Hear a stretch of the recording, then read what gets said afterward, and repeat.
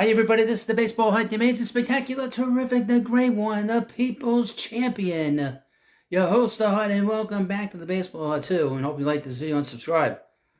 As we watch the postseason games go on, I got a little bit of a interesting article again about the collector's market for baseball cards. This comes from justbaseball.com. And if you want to learn about this, hit the subscribe button. We're going to have other stories about what's going on in the trading card industry. But this is from justbaseball.com. Headline, Topps makes massive duplication error in 2023 Bowman Chrome. Earlier this week, this was last week, duplicate non-autographed 2023 Bowman Chrome Superfractor cards began popping up on social media. On September 13, trading card company Topps released the 2023 version of their Bowman Chrome product.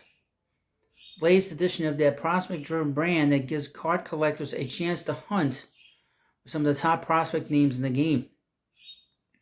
The new checklist features many players, including autographed cards from Padres prospect Ethan Salas, Oakland A's infielder Zach Gelof, and Giants outfielder Rainer Arias, amongst others. This product is the second release of the Bowman line for the season, but the cards are chrome-based this time around, hence the name.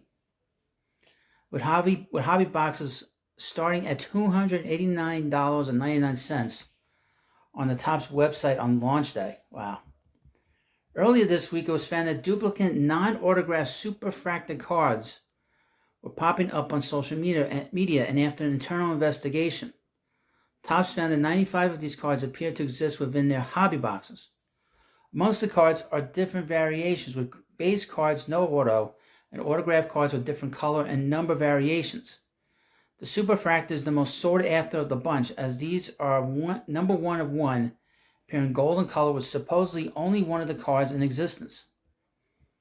Overall, it's a pretty huge quality control blunder from the company, as the whole point of the Superfractor is that there is only one copy of that card in existence.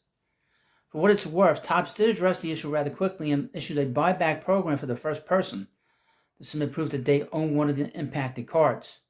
That means that if you are the second person to pull the card and the other one has already been bought back by Topps, you have the only copy of the Superfractor as was originally intended.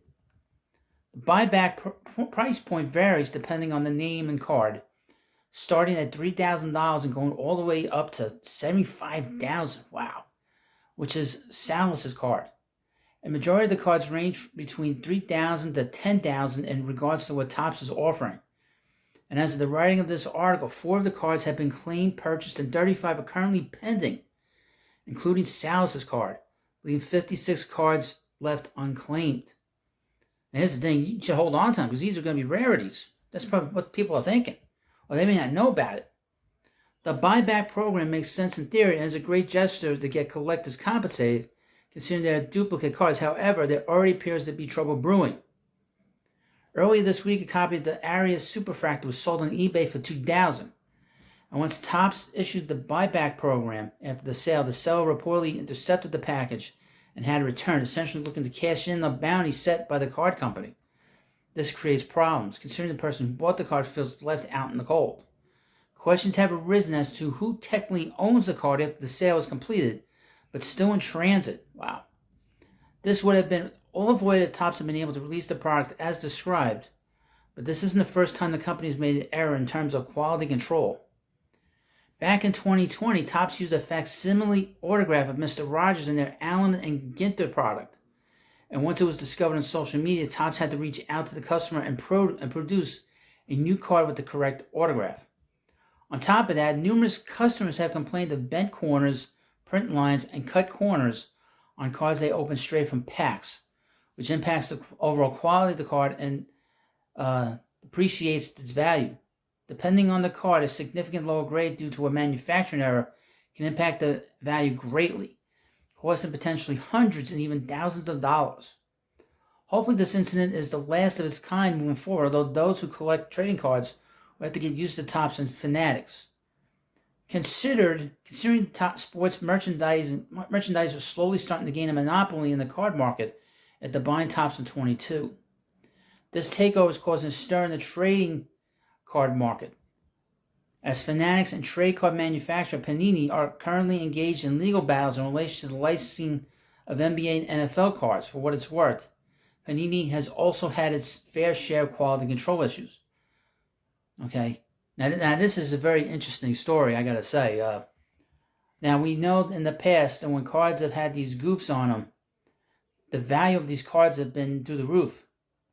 Now, if you have one of these cards, I would hold on to them. Hold on to them for a long time, and you'll probably double or triple the amount of money that you'll make on the card than what you would do if you did. And I guarantee you, Topps, like most companies, they probably undervalue the value of the card.